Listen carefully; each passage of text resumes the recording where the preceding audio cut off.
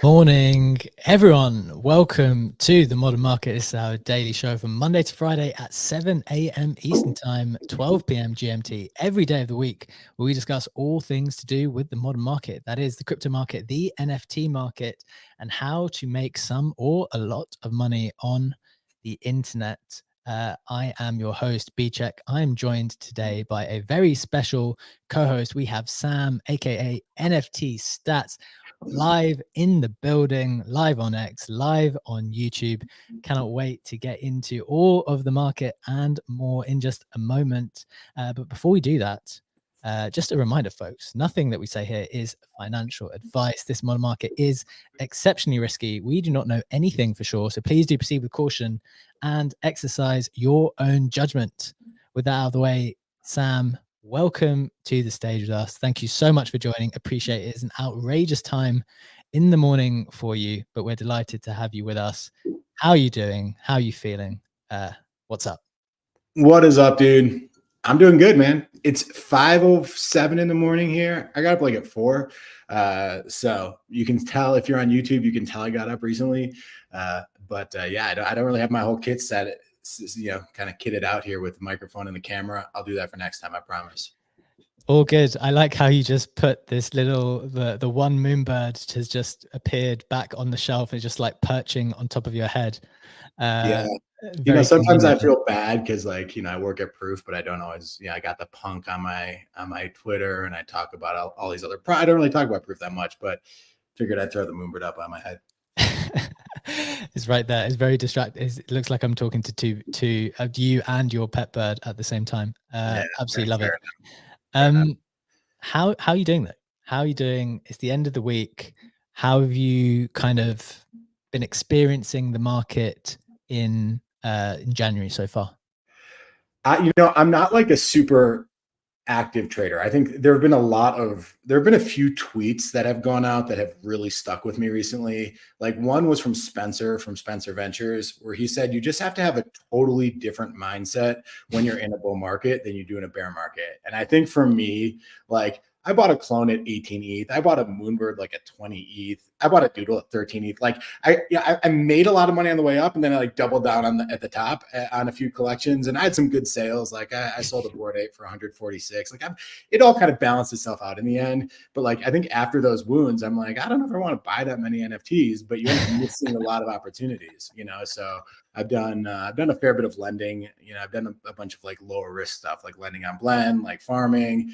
I'm now really starting to dig into this price lock feature on TensorSwap. Like it seems kind of cool, and I'm trying to dig in there. So I bought a couple ordinals. I mean, we'll see what happens. Every now and then I'll buy something, and and then I regret it immediately afterwards. And those things, I think that's so justified. There's so much kind of bull market PTSD from how things played out and how absurdly wrecked people got when entering at the higher end of the market. So I definitely sympathize with that. You mentioned a few things that you're up to more specifically now. I want to dive into that a little bit more. I'm sure, but before we do that, I'm sure like loads of people know you already as the key NFT market statistician. But in case they don't know a little bit about you from before, how did you end up in the NFT market? Why did you do this? Why would I do this to myself? Coming from like a very established, very successful previous career in like tech/TradFi, why did you do this to yourself? So I worked for 8 years at Goldman Sachs, and I actually did options research. So I was fully focused on options markets, which is kind of why this price lock feature on Tensor is interesting to me. Then I worked at Uber for 7 years. I was one of the first employees there. And I got lucky with Uber. I was the first 50 employee there, had a nice liquidity event with the IPO, and we're just kind of trying to figure out what to do next, move from Hong Kong to the US. And I had like 3 or 4 of my friends from Goldman Sachs, like deep into like macro markets, deep into like just investing and trading and stuff like that. 3 or 4 people told me to buy a CryptoPunk. And then like the first 3 people, I was like, stopping ridiculous. This is the stupidest thing I've ever seen. And then like the 4th person, I actually started to like check prices pretty often. And I got like a lot of FOMO. And somehow I just like something hit me where I started like wanting a digital collectible. And like I went from completely think it was ridiculous to not. And then as I started doing that, I realized that there aren't a whole lot of charts out there for floor prices. Certainly not in 2021 when I bought the punk.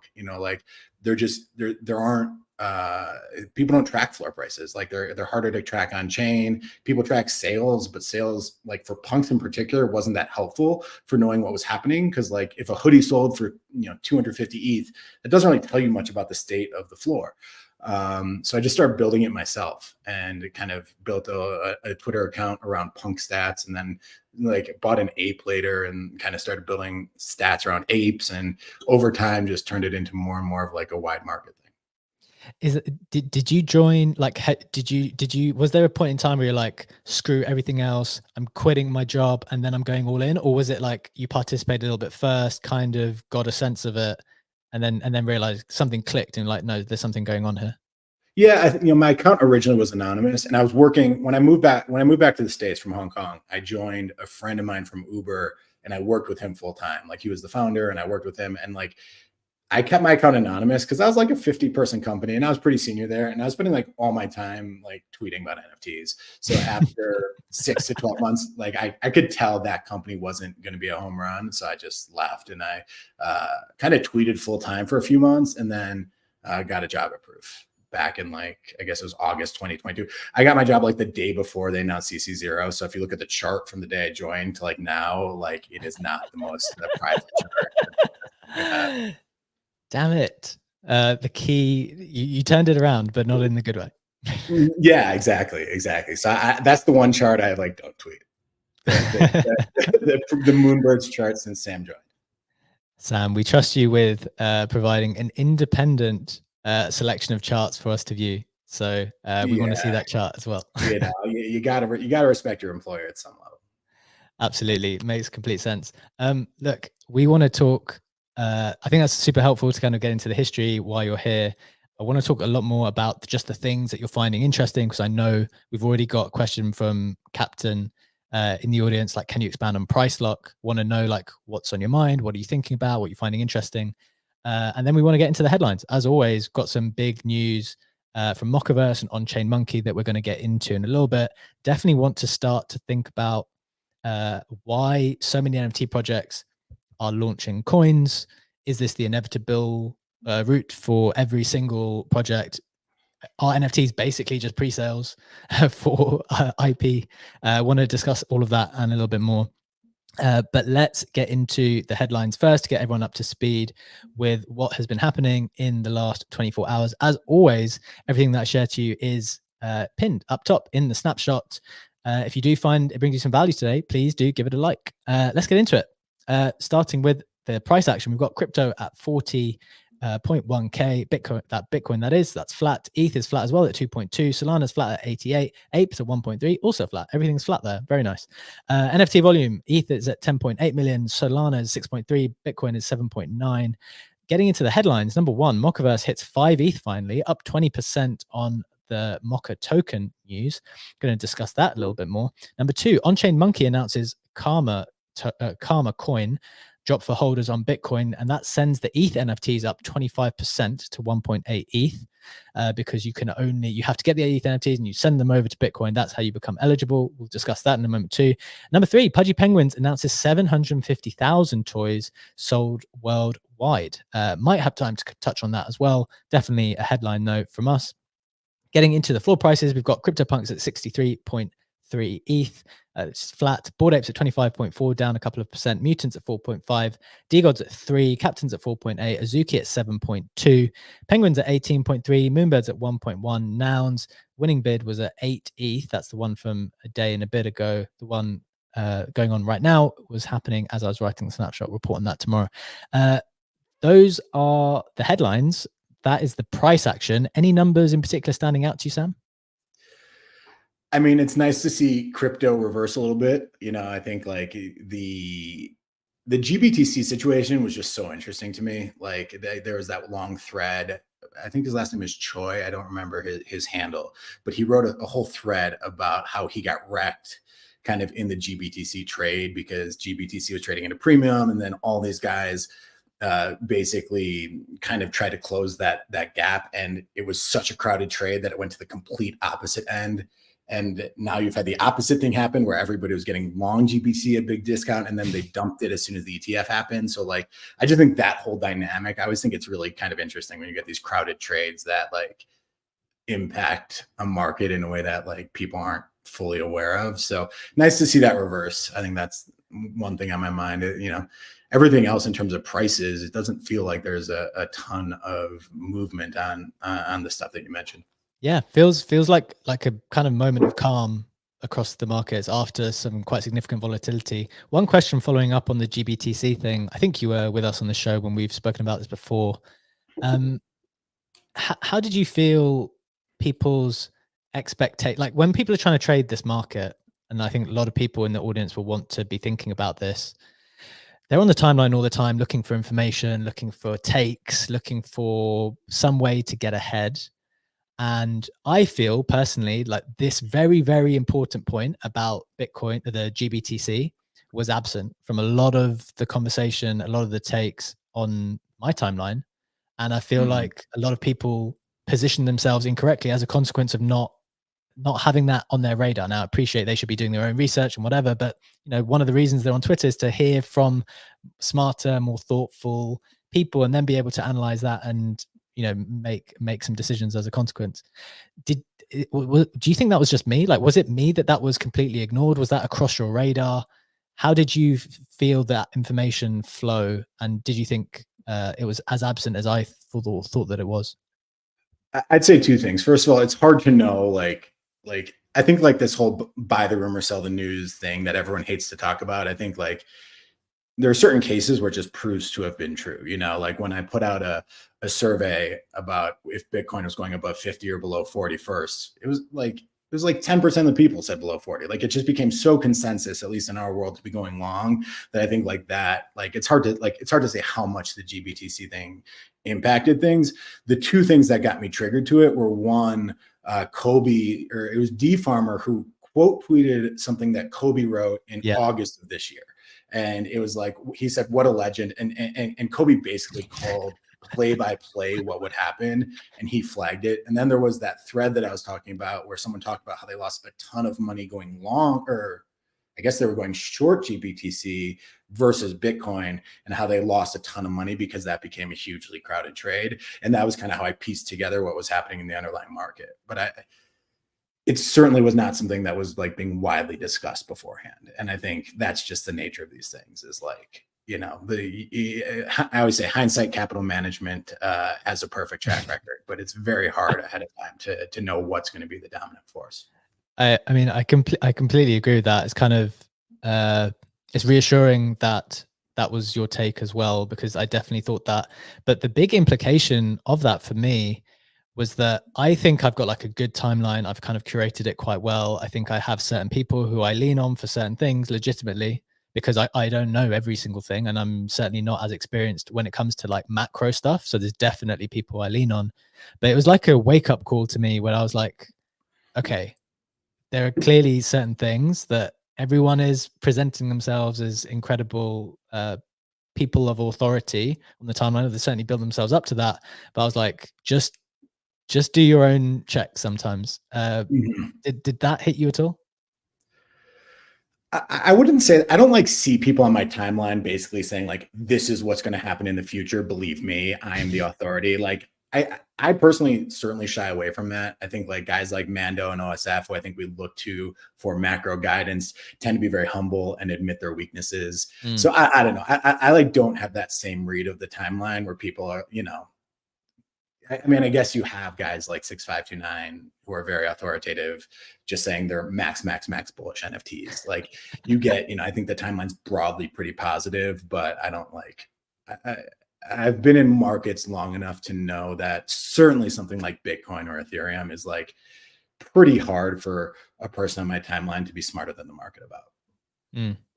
Yeah, it's just like, that's something you learn in the stock market over time. And like I said, I spent 8 years in the stock market, and like, it is very hard to be smarter than what's happening. It's possible, but the smartest hedge funds, the smartest long short guys, like have a very hard time outperforming the S&P 500. And I think like Bitcoin and Ethereum, like are starting to get into that level of efficiency where it's very hard to be smarter than the market. Unless, you know, the only reason I have a little hesitation is because I do think there are some whales who are so big they can actually move things. But whereas, you know, it's a little harder. There's a little bit more regulation in the public markets. But I think those assets are getting to that point where it's very hard to like think that we as a Twitter group like know better than the market does. Yeah, I think that's sounds like wise words. I want to get into a little bit of stuff of just the things that you're finding interesting at the moment. We're going to get into the headlines maybe in 10 minutes or so, but you mentioned price lock already. How have you been playing around with price lock? What like, and I think it's important for the people listening in as well who might find trading with margin or loans and like the various different functionality that these marketplaces are introducing quite difficult to comprehend. Like, what is price lock and why do you find it interesting first? So I find it interesting because I spent 8 years at Goldman, but of those 8 years, 6 years we're doing options research. And when you do options research, like my biggest revelation, because my title was the head of Asia derivative research. And before I got that job, I'd never been to Asia. I'd never done research, and I had never traded derivatives. So I was like, I could not have been a worse person for the role. But I got the role because someone like was like, "Oh, I want you to do it," and like it ended up being a big success, and it was a lot of fun, and I had a great experience there. But one of my early revelations was that no one understands options. I still remember I went to like Mike Novogratz, like the head of Fortress at the time. Now he has Galaxy, but he was at Fortress at the time, or like Paul Tudor Jones, like really big hedge fund managers. And I realized that like if I used like options lingo, like they would just get lost. Like they would pretend they knew, but they would just get lost. Like people weren't as I mean, maybe not those two guys, but people just were not as savvy to options. And my like way in there was just to be as simple as possible. And that's kind of what Price Lock has tried to do. Price Lock is just an options market. It is an options market on NFTs, period. That's all it is. But there are a lot of different variables in options, and they've removed all of them and basically said all we're going to do is allow you to set this. And I'm already going to start losing people when I start kind of talking about the technicals of it. But all we're going to do is allow you to set the strike price. The premium is going to be determined, the volatility, and like everything's already predetermined, the time horizon. All we're going to do is let you to set the strike price. So like what I just went and traded a Clanosaurs or whatever. I don't even know much about this stuff, but like Clanosaurs have kind of been all over the place. Yeah, they have. And someone is saying for 1 Solana, I can guarantee that I can sell it for 35 Sol. So I bought a put basically on it at any point over the next week. So the price right now is 36. The bid is like 34.5. And I just locked in the right to sell it for 35 no matter what. Above the current bid, you know, I had to pay 1.2 Sol for it. But if over the next week, you know, the price goes down below 33.8, I lose money. If I make money, I make money. And just 3 or 4 days ago, the price was at 30. So it's basically, you know, like, and now if I buy one, like then if I were to buy a Clanosaurus, like I've locked in the right to sell it for 35. So I get the upside. My max downside is 35. It just seems like, you know, it just seems like a good chance to kind of go long what we call volatility in for an asset that's very volatile and where TensorSwap is paying people to offer these things too cheaply. So overall, like it kind of just feels like a decent opportunity. And at the end of the day, I'm betting 1 to 2 Sol, which isn't like something that for me moves the market too much or moves my kind of situation too much. So I'm just kind of playing around with it. Like the only way I learned about farming Blur is by doing it. So I'm kind of starting to do that here. Very, very interesting. Want to get on to Blur in a second to hear your thoughts on that. But that you mentioned kind of only making a small bet with the Solana that you have, being able to guarantee a sell price, which is not that much lower than what it is now. But then it means you could buy the NFT. So do you think the way that some people will end up using this is a kind of hedge? I think there's very cheap hedges. The problem, like, it's really funny if you actually look at the way they pitch it. They say, if they're saying buy an NFT or buy an option, they're saying only 3.5%, right? So if if the price is 100, 100 SOL, you're paying 3.5 SOL. But if the price is 10 SOL, you're only paying 0.35 SOL. It's 3.5% of the price of the floor price. They're saying only 3.5%. If they're trying to get you to sell options to fund them, they're saying 450% APY. So like, because 3.5% annualized, and compounded becomes four. So it's really funny. It's kind of shameless. Like they're pitching one or both of those. I think I think if you own an NFT that you want to sell, like kind of selling like a call option against it could be a way to earn a little bit of yield and like sell higher if it goes higher. Like that's one thing, because I have Undead. So I sold a call option against it. That was the first thing I did. But then I was like, wait, these premiums look way too low versus how volatile these NFTs are. So I started just playing around with buying some. I bought a call and a put on Frogana because I've been paying like 1 SOL and this thing's like bouncing around like 5 to 6 SOL per week. So those are the two trades I put on. I think my guess is that options are priced too cheaply. And the reason for that is that one, I think lenders are too cheap too. I think I think there's a group of people who like yield and don't really price it right relative to the volatility of these assets. But secondly, like Tensor is telling people this is how you're going to get our token is by offering options. So I think that we're going to be in an environment for a while where these options are going to be a pretty good opportunity for people to buy them. When you say, and I want to kind of tie this into Blur in a second, when you say that lenders are priced too cheaply, I think that's what you said. Is that manifested by the LTV being like just unrealistic, like way too high? You were seeing things like 70% LTV for assets which are relatively volatile. Is that what you mean by that, or did you mean something else? I actually didn't. I personally think that blend loans, even like everyone's like, it's so irrational. It's 0% APY on 80, an 80% LTV. It's not irrational at all. Like Blur has paid people $350 million in the past year to do that. Like you're getting paid a lot to not take much risk. Like I've done 550 loans on Blend. A lot of them have been 0%. None of them have defaulted. I got paid tens of thousands. Like there's nothing irrational at all going on here. Like people are just doing this in exchange for the token, and you can unwind them in one day. So they're very low risk. So that's not what I meant. What I meant is like, people lending for years against a punk at 8% APY when the treasury is at 5.5%. It's like, I don't know, like punks are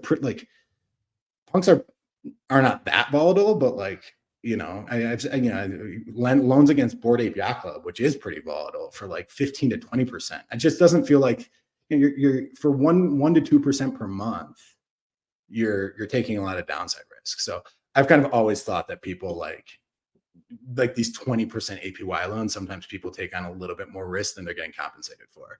I'm also just surprised that some degens get like really into the idea of like 1 to 2% per month. Like it just doesn't, like, from the way my timeline reads, like that just does not seem like a yield that gets people excited. But you have groups of people lending, 8% APY against crypto punks, and like seems fine. It's just, is that much money that you actually like want to do that as a lender? Yeah, I think 8%. I mean, it's just not enough, is it? not in this space. I think it's even getting harder, 10+%, 11, 12 on fixed terms is getting really hard to attract lenders now. I know with Gondi, it's kind of creeped up to like 15% for like, well, actually for as far as 6 to 12 to 18 months actually. But it is creeping up because I think right now in this type of market that we've just gone into, people are starting to think like, well, there's just so many more opportunities I can do things. Whereas in the bear market, maybe you would be more content with 10% or 12 or something like that.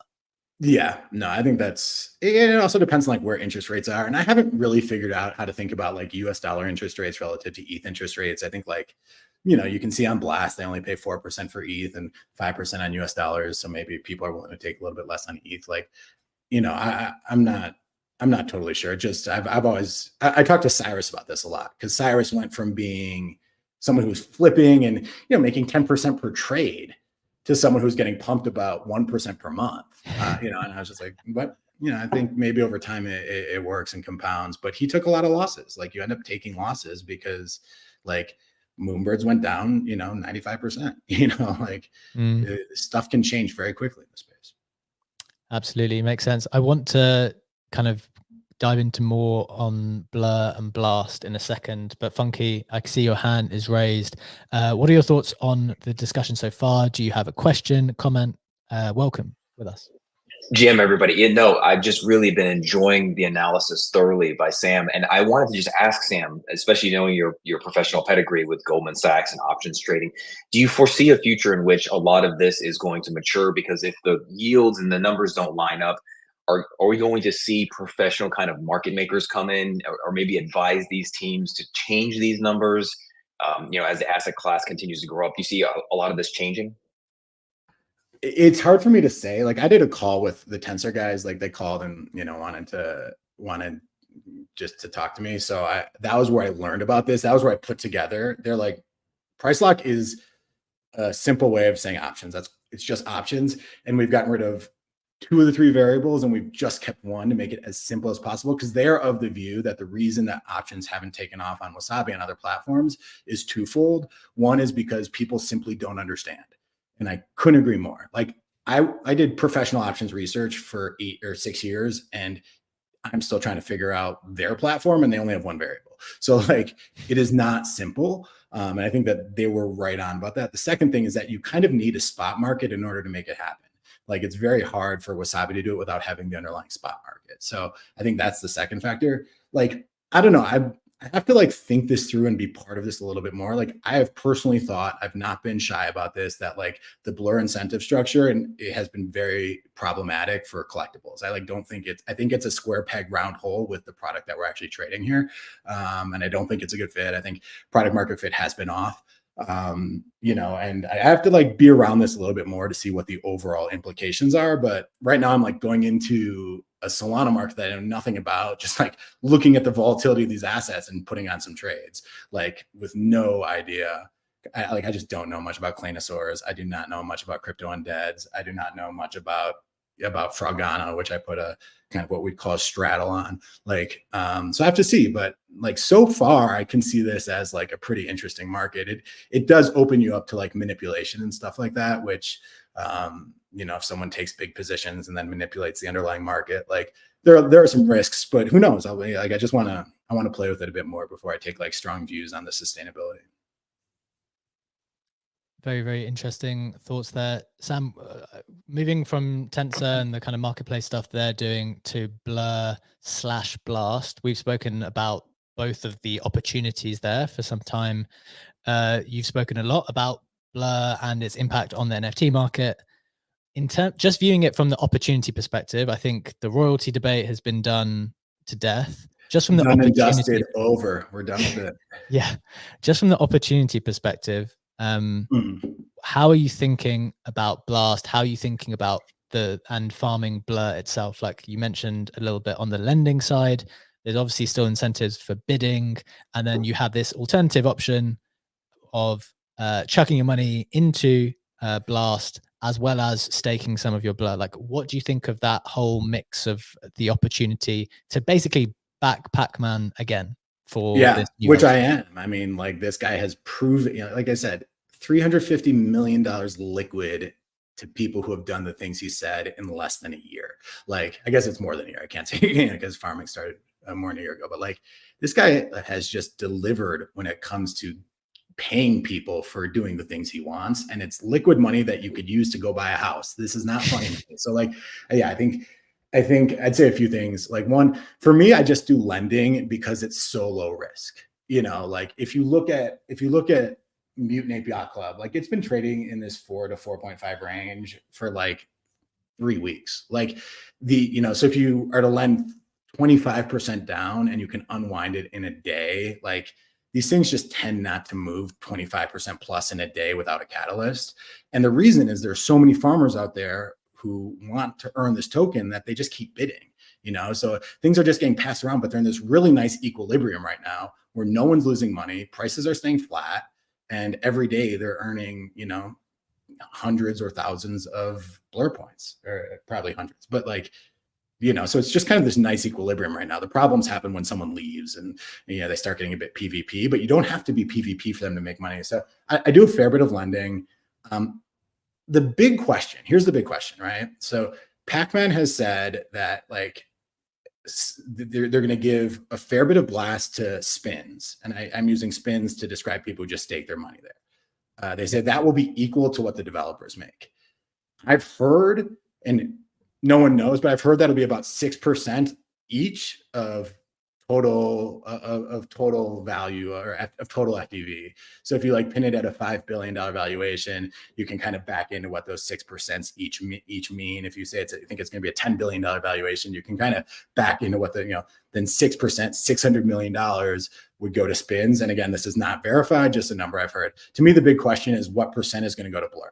I imagine it's going to be lower than what they're going to give to spins. I think he's already really given Blur farmers a ton of money. I don't think it's important to him that Machi goes and tweets again about how much he made on Blast. I just don't think that benefits him that much for Machi and Hanwei and CBB to just be talking about how much money they're making. Like that doesn't help Blast that much. So my personal view is that Blur is going to be a little bit lower than what the spins and the developers are going to get. And that Blur thing is going to get divided in half between farmers and people who are staking Blur.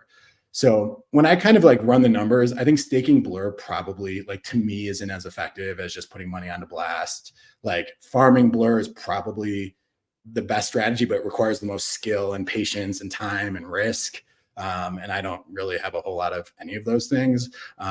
So like I do kind of like the lending, but not much else. So I do a fair bit of lending. I've staked like some US dollars like that I had in treasuries. I've kind of moved to Blast because when I do the numbers, I kind of see Blast as like a 20 to 30% APY, which is better than the 5% I'm getting on Vanguard or whatever. And I lend a fair bit. I don't know. That was a mouthful.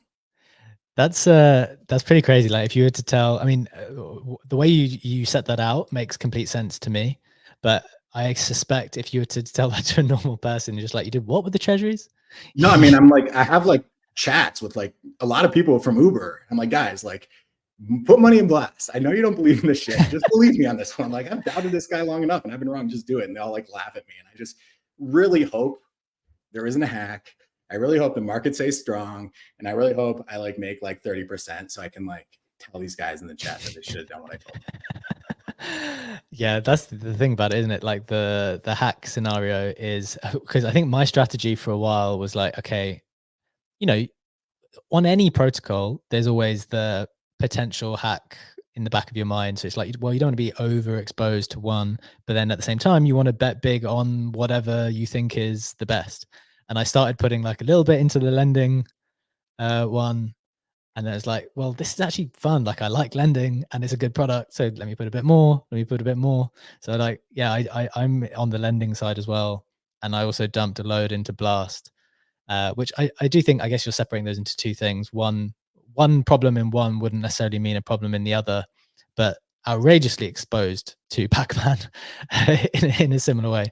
So I hope he pulls it off. It's the lazy man's airdrop farm. And that's what we're looking for, really. Exactly. Like I'm 42, guys. Like, the bidding. I don't know if you like when you're watching the bids and there's like people taking their bids off, putting it back again every 5 seconds. Like, was that just not on your radar at all? Too much effort, too much stress? You're just at a big disadvantage if you don't have a bot, because if you want a top bid, you're fine. But like, let's say someone dumps 10 and then dumps 10 more. Every single bot will be gone for that second 10. So if you don't have one, then you're just exposing yourself. You're kind of like the cards are a bit stacked against you. I know, I've thought about buying a Pudgy, so I like kind of have some bids on there and like whatever, it's fine. But like, I don't know. I think that I don't like to enter games where I feel like I'm structurally at a disadvantage. Interesting. That makes a lot of sense. Wise words. Right. Let's get into the actual headlines. We're obviously going to run over, or we're going to run short of time. We'll finish on time, but we'll probably have to cram this stuff in. The big headline that I want to get into first is the MOCA token. To set this up for people who are unaware, As always, all the details in the snapshot up top, but we also have the article up on YouTube if you're watching in, and I'll read it out for those listening in. One trend that I've noticed, by the way, is that a lot of these tokens are saying that they're not just a token. They're more than a token. So in the MOCA announcement, they said not just another token. In the OCM announcement, they said that they are more than a token. So like there's clearly some type of branding exercise going on here where they're trying to move away from the idea that this is just the thing that you receive. So that's one thing I've noticed. But look, let's get into the MOCA one. They said that MOCA, the token by Animoca Brands, will power the network of the largest on-chain cultural economies. Are you in? A few more details to set it up before we get into it. MOCA is by the MOCA Foundation. It represents the growth network token that redefines network effects in Web3. It becomes the growth engine to scale the network of networks, onboarding key cultural pillars, gaming, sports, and IP to Web3. So very big scope there. Central governance token powering the MOCA DAO as the DAO of DAOs. It's kind of like DAO inception here. Through working with like-minded people with the same values, MOCA Foundation is dedicated to power, connect, and unite on-chain cultural economies via MOCA. Always community first, be open and inclusive, build with integrity, collective benefits take precedence. So that seems to be the big vision for MOCA. I do think in some way that it's a bigger vision than the other tokens because they seem to sit on top of all kinds of other mini economies who have launched like adjacent to or attached to Animoca Brands and have actually launched and often are marketing via the MOCAverse. So Pixels, which is one of these games that has come out, which will also have its token, in order for me as a MOCAverse holder to increase my MOCAverse points number, I think it's RP called Realm Points. In order for me to increase that thing, they wanted me to go and play their Pixels game. So it's like they've got a very nice kind of flywheel here where they can launch a bunch of other projects, kind of leverage their core MOCAverse community, and maybe they can design their economy in a way that, you know, value accrues to this top MOCA token as the DAO of DAOs.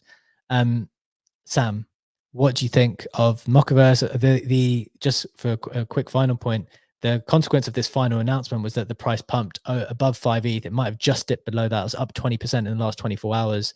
But interestingly, I wrote a tweet about this yesterday. We've known about this since September 2023. In their first announcement of their first raise, they said Animoca Brands has raised $20 million via the issue of new ordinary shares at a price per share of $4.50.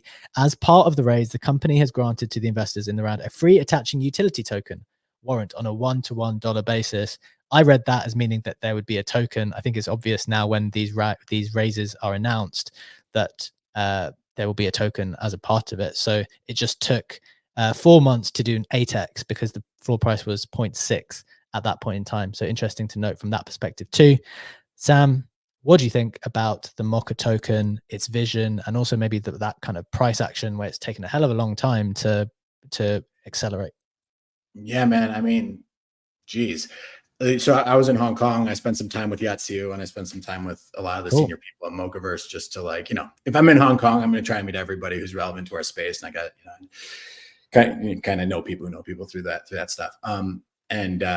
Look, like, first of all, MOCAverse or Animoca has 800 employees. Like, this is a big company, and they're an NFT company with 800 employees.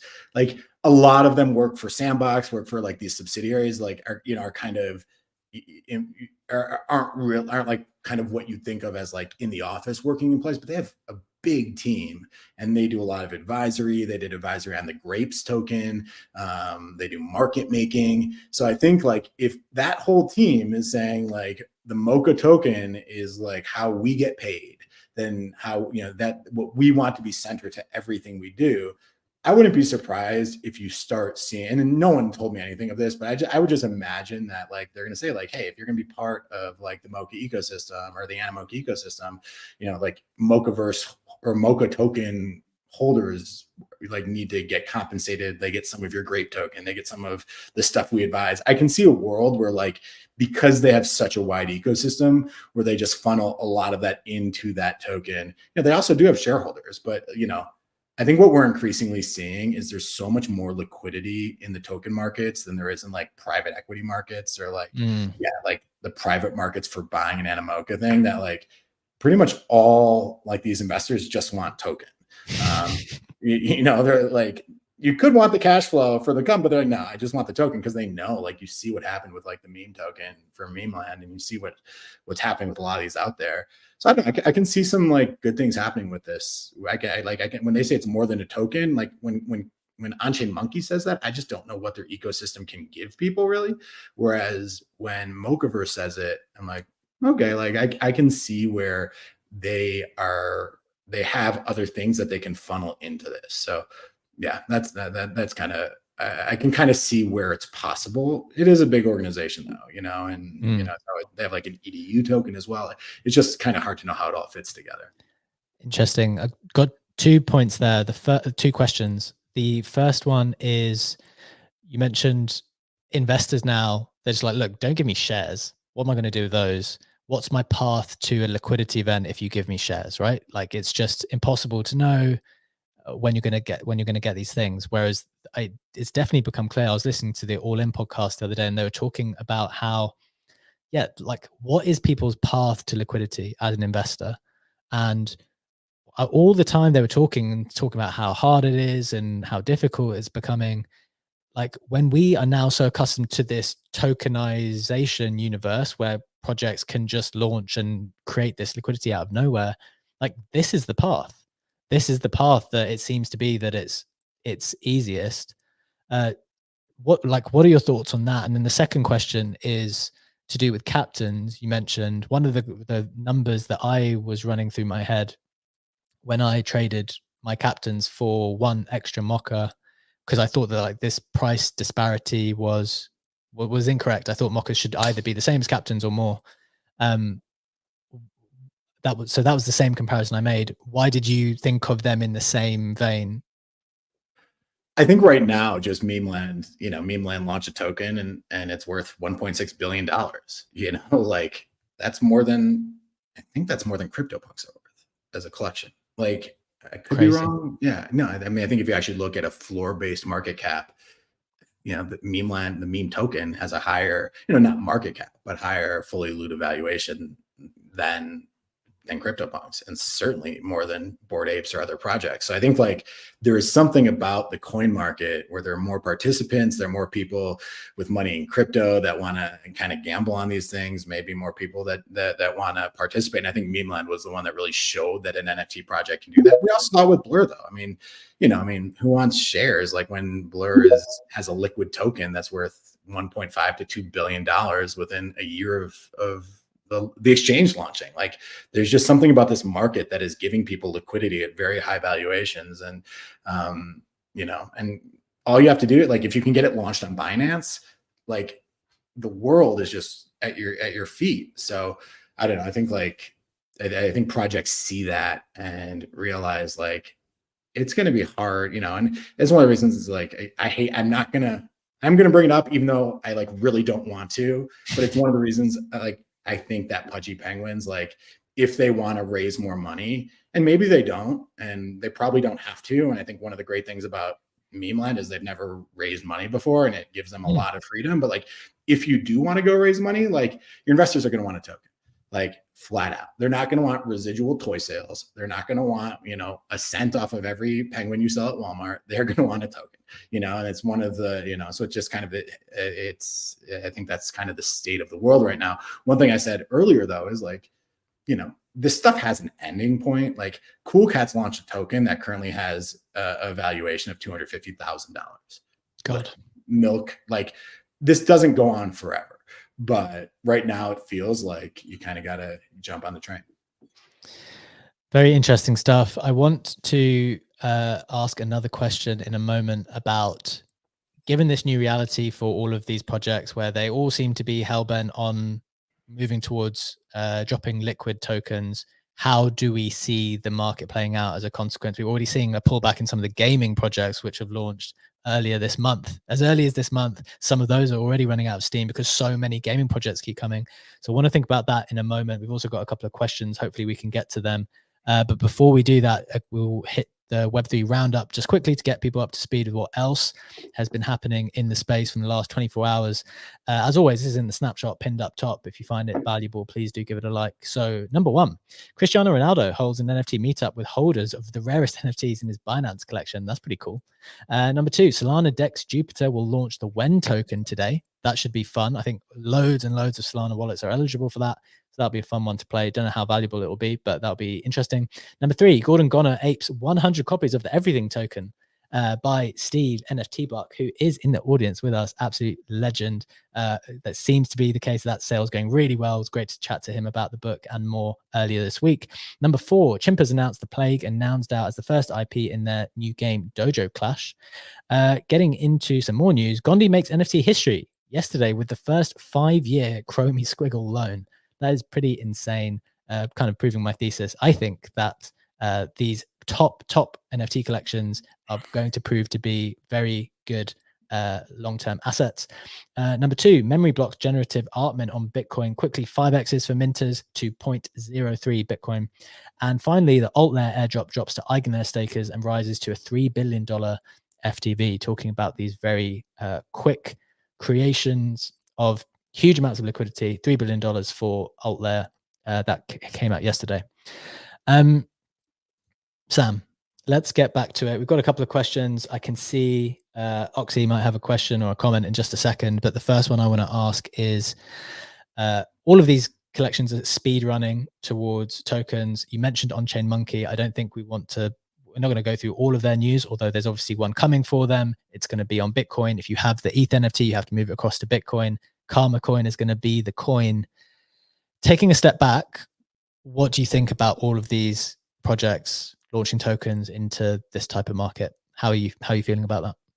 I mean, one thing we all know is true is that when money gets too easy, it stops being easy, so it's just a matter of how, I think eventually, it's interesting to track things like Grapes, and Grapes had some good fun, had some good kind of backers and stuff like that, and track record, but I don't know. Like I said, I think the money's getting a little too easy, and it'll be interesting to see how long it can last for.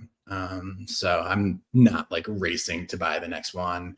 I've left certainly a lot of money on the table by not doing that. And there's probably, there's something to be said for continuing to play this trend until it proves it doesn't work. But I just think it just feels like it, how can you just kind of launch these $300 million things, but that's the world we live in. The way that I explain it to people when they ask, when people ask how you invest in this round and then they launch a coin and suddenly it's worth its money, I was like, the starting point is that it doesn't make sense.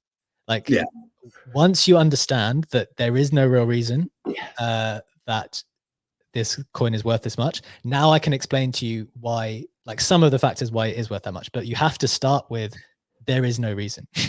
I said at the beginning that there have been a few tweets that have stuck with me this year. One of them was Spencer saying you just have to put on a different hat in a bull market from a bear market. But the other one is the idea, I think that D Farmer said this, to do well in this market, you have to unlearn everything you knew before. And that is completely true. One of my favorite numbers, we always talk about pets.com. People are like, well, pets.com, was the crazy, was the example, the internet did this too with pets.com. Pets.com peaked Pico Bull at a $400 million valuation.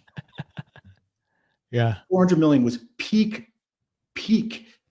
That's what random shit coins get to that don't even make the news. $400 million was peak bubble in the internet bubble and random. So you just have to forget everything you've known before and start thinking about things incredibly differently. And that's something that that was a good lesson for me. This stuff has been happening for 14 years. This isn't going away. This is a very real economy where in a lot of cases values get sustained. Most of the time they don't, but you just have to kind of unlearn everything that you thought was true with valuing pretty much any other asset class that's not a collectible, I think. Fascinating stuff. I agree with all of those thoughts. Let's go to a few comments and questions. We do only have 5 more minutes left for the show. So let's get into it. I think, Oxy, you were first. Welcome to the stage with us again, my friend. Do you have a comment or question? Yeah, thanks for having me. I appreciate it. I'll make it brief. So speaking of these tokens, so obviously related to Yuga, like with the investment round, they invested or raised $500 million or something. Associated with that, I think there was ApeCoin related to it. I guess why don't we view ApeCoin similarly to some of these other tokens? Like speaking of MOCAVERSE, you're like, oh yeah, it's an ownership structure. It's a part of the crowdfunding. It's a part of the fundraising. I guess maybe it's just me, but why don't we view it similarly with Yuga? Is it just optics of the project? I guess that's my question. I'm not sure what difference you're talking about. A couple things I'd say. First of all, like, I don't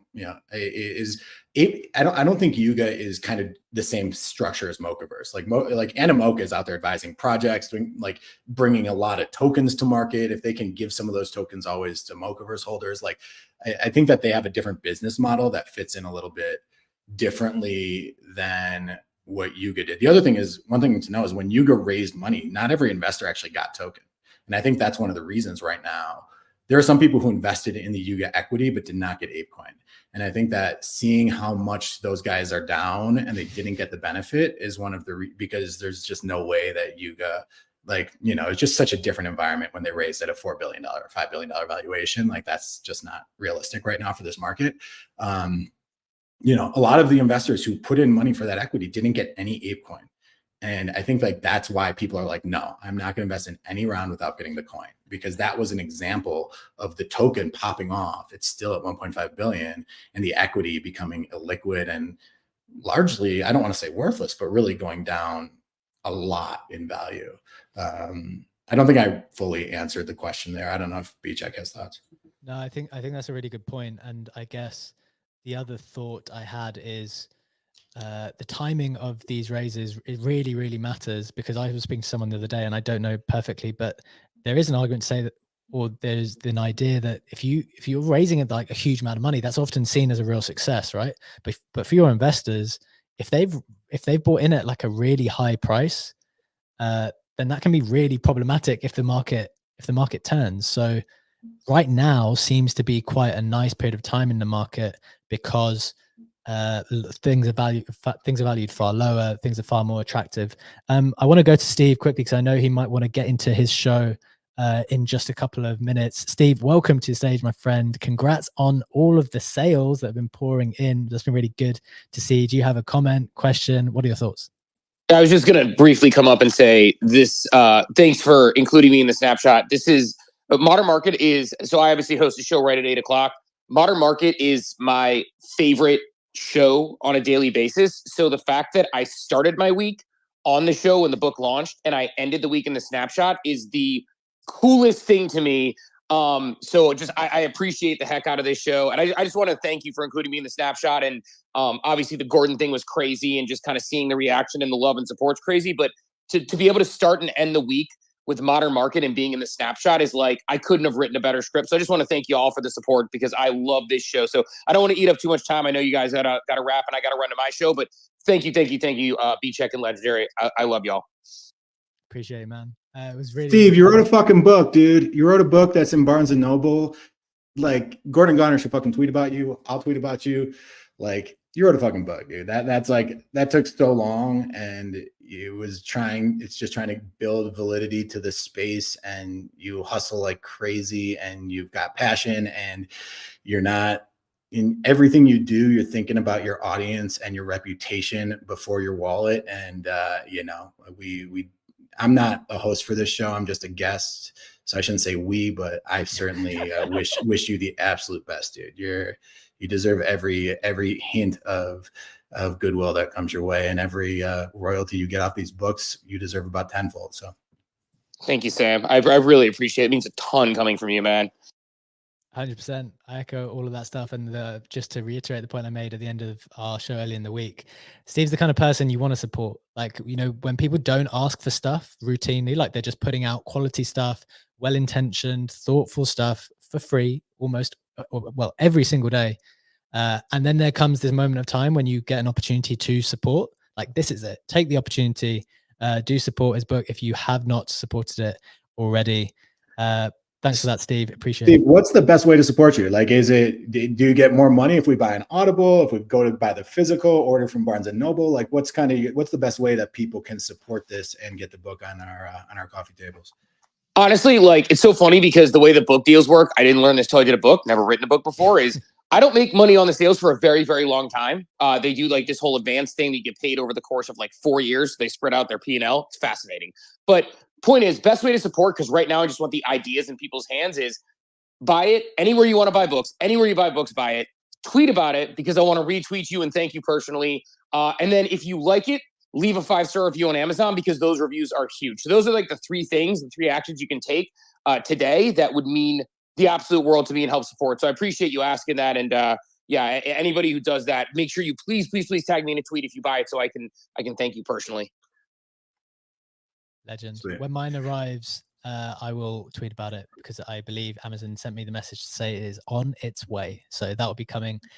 Steve, thanks so much for that. Sam, we're drawing to a close now. We're running a little bit over time. I got one thing I got to ask though. Yeah. Yeah, go for it. This Jupiter drop, like, we got to talk about it briefly. I mean, this feels like the biggest one that's happening out there. Like, and people are talking about a lot of money getting into Solana traders' hands. Any thoughts about where that money flows? I think Solana people will buy NFTs. I think the people who've been using Jupiter for a long time, I think Solana people are like very, very loyal to their own chain. So I definitely think it doesn't flow like off Solana. I think it stays in Solana. Does it go into meme coins and NFTs, man? That's my like instinctive thought. And for people wondering, Jupiter are launching this WEN token today. So that's like one stimulus. I don't think that will be, well, we'll see how big that will be. That's lots of people eligible. This actual Jupiter one is in a few days' time. This is the big main DEX on Solana. And it's only a small percentage. There's going to be multiple tranches of this airdrop coming out. So even if, you didn't get a lot this time, it's still something that you'll be able to farm for the next, God knows how long, frankly, if there's going to be another 3 windows. What's your instinctive thought, Sam? What do you think we see happen? And where do you think the money goes? Well, Endo Kenji in the comments here saying it's going into WIF. I have to assume he's got a bit of a bag, but WIF seems to be kind of like surviving the test of time here. So, so we will see if that's one thing. In terms of NFTs, I don't know. I mean, maybe Tensorians, like maybe some of the more high quality stuff that's out there he has confirmed that he has a bag. But you know what? If you should have a bag, right? So let's go. Maybe some of the higher quality ones. I bought the Frogana, whatever they're called. I'm long that volatility, so if that thing pumps, I'll be happy. But I'm also fine if it dumps. Either way, I make money on my trade there. It'll be interesting. I feel like Mad Lads has I'd say it's kind of lost its momentum a little bit. I feel like it went up to 220. Now it's kind of trended lower. So I'm not sure we'll see a huge pump there, but you never know, So that was why I asked you. I'm genuinely curious. Yeah. One final quick question, or maybe I'll say my thoughts as well and then hear your thoughts. Like, I remember when it comes to these meme coins, people were talking, like when Pepe came out, people said, look, Pepe is the new one. Like, this is the meme for now. The old memes are dead. Doge was so 2020 or 2021. Those memes aren't going to go again. Pepe is the one for right now, and right here and now. That was a bet that a lot of people made, I think, after the run. And it's like, well, this one's going to go again. But it seems like that's been completely usurped by first Bonk and like that price movement. Now WIF, like, I have the sense that WIF seems to be in the lead now, even if Bonk is maybe technically at a higher market cap. I'd need to double check that. It feels like WIF is like the one that has the most attention. I feel like that's the winner at the moment, but is there, like, is that how it's going to play out? Because we've already thought that Pepe was the one first, and then that seems to have been discarded. Do you have any thoughts on that? I mean, I've said this before. I think like buying NFTs, buying meme coins is kind of like, investing in a nightclub. Like you got to get out when it's hot, because none of these things stay. Like a nightclub can be like the place everyone wants to go for like 6 months, but like then a year later, people are like, why would I ever go there? And I feel like we're already talking about some of these older tokens, like they're boomer meme coins, like Bonk feels like a long time ago. You're right. Like Pepe starting to feel like a long time ago. And these things were less than a year ago. Like it is just very hard to maintain relevance because this is a market that's attracted to movement and velocity, and it's easier for new stuff to get movement and velocity. So like, I don't know. I think this is another one of those games where I feel like at the end of the day, like you are enriching some founder who is like, I'm going to start this. It's going to, I'm going to come up with a token. I'm going to write a poem. I'm going to make a picture and I'm going to own 30% and I'm going to get a bunch of other people to promote it for me. I feel like in that sense, the odds for a lot of these things are stacked against you. Just like there's one person or there's one group of people who it's really in favor of. That said, like once things have been out for long enough, the market gets a bit more efficient and there's a bit more kind of like, it's a bit more of a balanced trade. But I don't know, just the speed with which we go from Doge to Pepe to Bonk to Whiff. Like I just have Whiff is definitely dope. I love the hat, but like I have a hard time thinking that this is going to be the meme coin that we're talking about in June. Very in April. I mean, very, very fair. Sam, I think we'll have to wrap there. It's been a fantastic show. Thank you so much for joining. How can people, I think people follow you already. You can follow Sam at punk9059 on Twitter. Anything else you want to leave the audience with, how they can support you, how they can keep on track with what you're doing? No need, man. I love when you come out here and throw out all these thoughts after drinking coffee, always curious where people agree, where people disagree. So feel free to hit my DMs if there are things I said that don't resonate or that do resonate. Like always open to carry on the chat. Amazing stuff. Thanks so much, man. And thank you to our other contributors. Thank you, Oxy. Thank you, Kusho, for speaking. Thank you to Funky as well. Thank you, Sam, again for co-hosting and stepping into that co-host spot. And thank you to all of you for listening in. This has been a great show. We've had a great week every single day here, 7 a.m. Eastern time, 12 p.m. GMT. We will be back every day next week. Have a wonderful weekend. We will see you on Monday. Bye-bye.